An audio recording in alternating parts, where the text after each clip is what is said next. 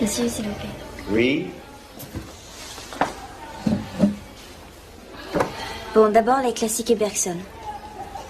Pour eux, la conscience, ça n'existe pas. C'est l'ensemble des souvenirs auxquels on ne pense pas dans le moment, mais qu'un effort de mémoire suffit à rappeler. À ma connaissance, le seul intéressant, c'est Racine. Ces personnages comme Phèdre ou Pyrrhus, sous l'effet de la passion, sont dominés par des forces qui les manipulent. Ils sont comme possédés.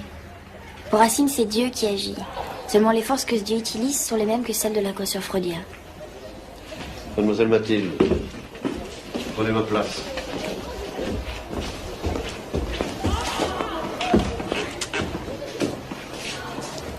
Et puis à la fin du siècle dernier, il y a Freud. Bon, l'idée de l'inconscient était déjà dans l'air, mais lui, il la met en forme à partir de son expérience médicale.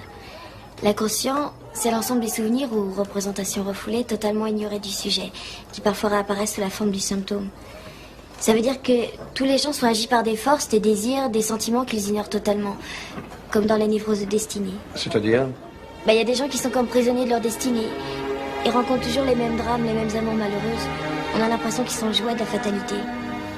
Pour la psychanalyse, ils sont prisonniers de leur inconscient. Et c'est quoi exactement la psychanalyse ?